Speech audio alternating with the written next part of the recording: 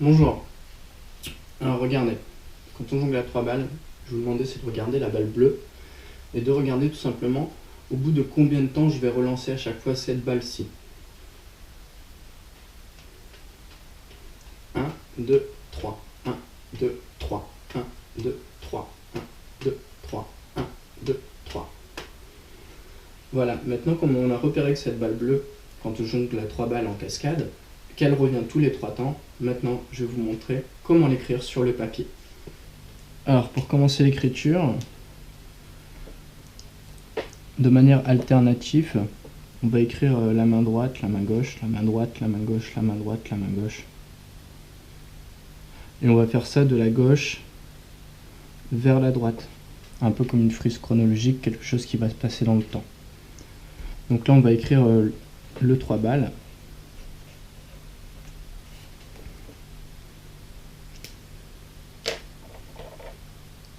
On va reprendre les couleurs de balles de la vidéo. Il y avait la bleue. Il y avait ensuite la verte. Et la orange. Donc juste avant, on a pu observer que la balle bleue revenait tous les 3 temps. 1, 2, troisième temps. Ça tombe bien, la main est libre.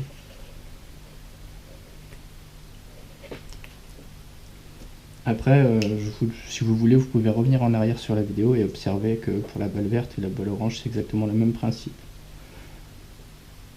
1, 2, 3.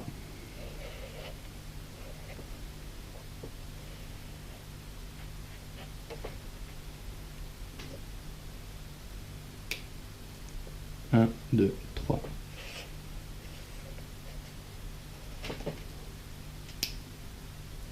Bon, j'aurais plutôt dû écrire le 3 ici en premier. 1, 2, 3.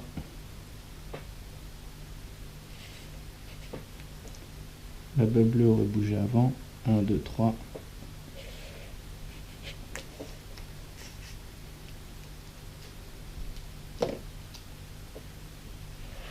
Voilà, on va essayer de ne pas aller trop vite non plus.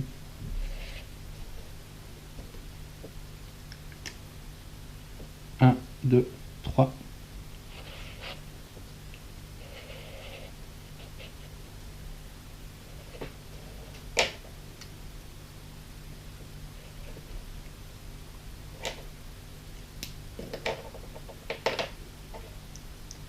Donc là, si on reprend ce que chaque balle a fait, la balle bleue, la balle verte et la balle orange, ça va donner ceci. 3, 3, 3.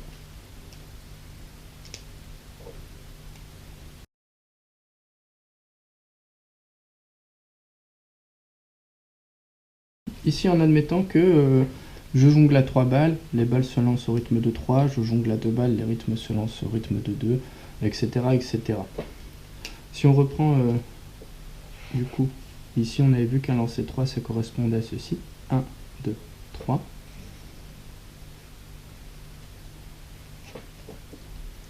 Le lancer 1 correspondrait du coup à ça. Le lancer 5, 1, 2, 3, 4, 5.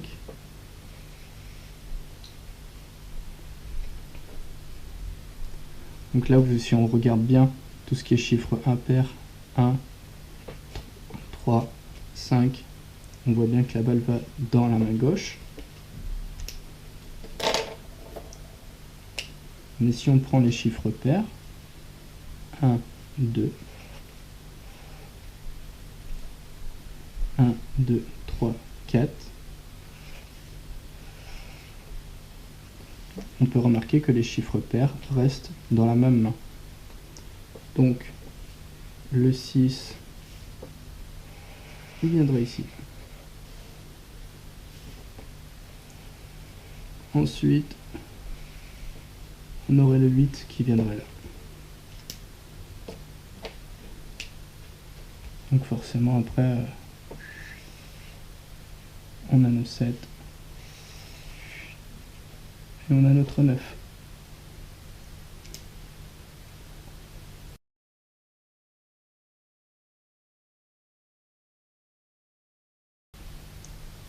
Alors pour essayer de comprendre tout ça, on va essayer de voir plusieurs petites figures à 2 balles.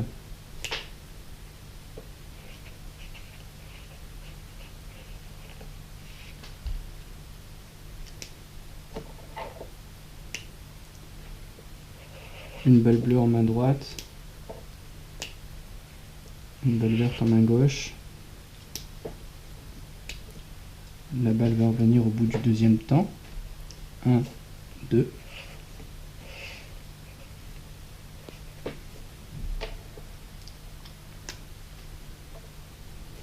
La balle verte aussi. 1, 2.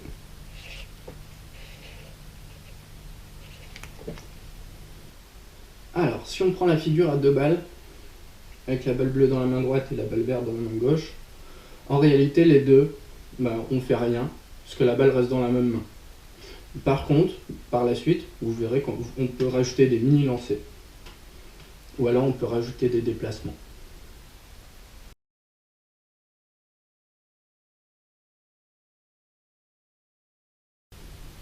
Ça, c'est l'écriture du 2 balles. Mais on peut éventuellement s'amuser, se dire, bah tiens, j'essayerais bien de tenter de changer les places de ces balles-là. Admettons, la balle bleue, au lieu de la faire venir ici, j'aimerais bien essayer de la faire venir là. Et de ce fait-là, cette balle verte là, au lieu de la faire venir ici, je vais la faire venir ici à la place de la balle bleue. Balle bleue ici, balle verte là. Notre balle bleue, au lieu de l'avoir ici, on voulait qu'elle arrive là-bas.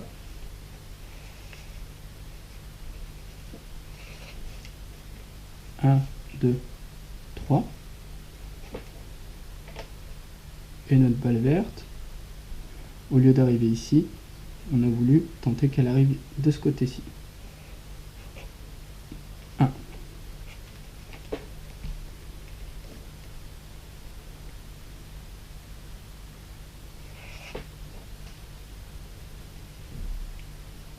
Après, si on continue, la balle verte va venir là, avec un 2.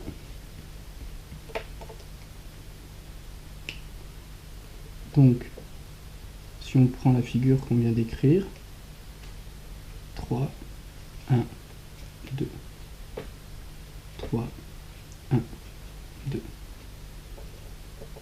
Mais cette figure-là, on aurait très bien pu la commencer par le 2 et faire le 3 et le 1.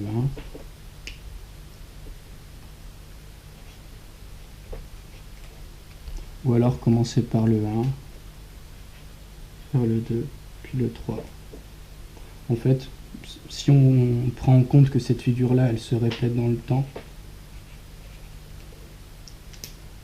il est possible ici de prendre le 2, 3, 1. Ou il est possible ici de prendre le 1, 2, 3. Ça va être la même figure, ça va juste en quelque sorte changer le départ, c'est tout. Donc nous, sur cette figure-là, ce qui va être important pour moi, pour la suite, et pour pouvoir suivre, ça va être de prendre le 2, 3.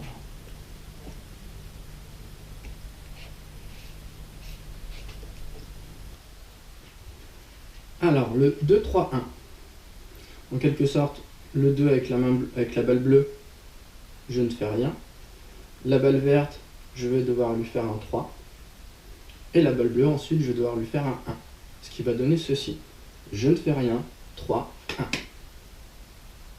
Si on reprend côté départ droit, ça fait je ne fais rien, 3, 1. Je ne fais rien, 3, 1. On peut essayer de l'autre côté. Je ne fais rien, 3, 1. Je ne fais rien, 3, 1. Maintenant, admettons la balle bleue, j'aurais voulu tenter qu'elle arrive directement ici.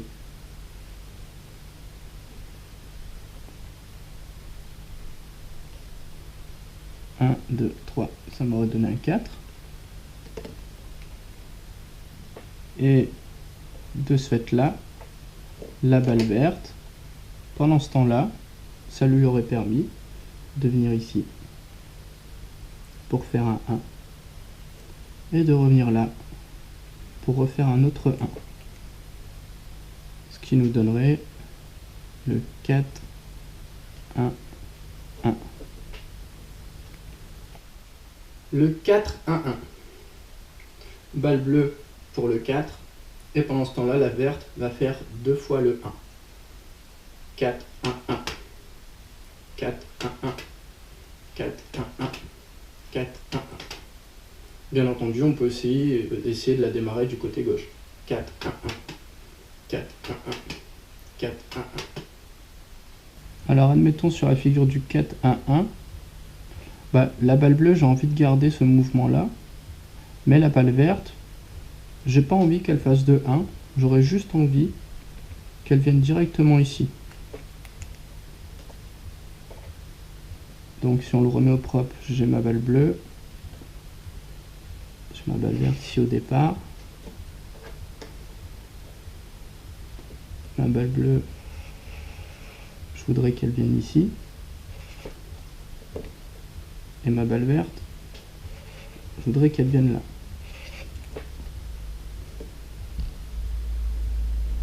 Donc là, ici, ça ferait donc 1, 2, 3, 4. Ici, 1, 2. Et là, quand on n'a rien, eh ben on écrit 0. Tout simplement. Parce qu'il n'y a rien à relancer, il n'y a aucun temps, donc il y a 0 temps, tout simplement. Alors 4, 2, 0. Le 0, tout simplement, ça correspond à une main vide. Donc du coup, là, ce que ça va donner, le 4, 2, 0, je vais avoir mon 4, mon 2 ici qui va rien faire, et ma main qui va être vide. Et ma main qui est vide, pour marquer le temps, je vais claquer dans mes doigts. Mais ça, c'est juste pour marquer le temps pour l'explication. Ce n'est pas du tout une obligation. Donc ça donne 4, je ne fais rien, et je marque le temps. 4, je ne fais rien, je marque le temps. 4, je ne fais rien, je marque le temps. On peut l'essayer aussi de l'autre côté. 4, je ne fais rien, je marque le temps. Admettons maintenant si je reprends mon 4, 2, 0, et que ma balle bleue, j'aurais voulu qu'elle vienne ici.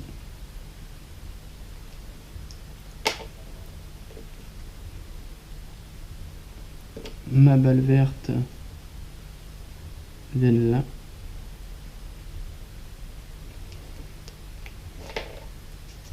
Donc en le remettant en propre,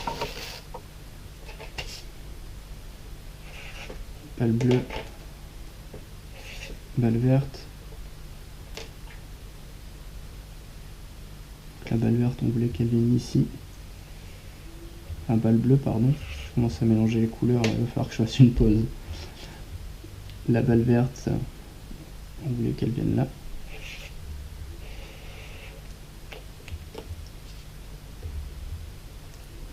Donc là, si on calcule, 1, 2, 3. 1, 2, 3. Et ici, comme il n'y a rien, 0. Donc ça nous donnerait le 3, 3, 0. Le 3, 3, 0. Premier 3 avec la balle bleue. Deuxième 3 avec la balle verte.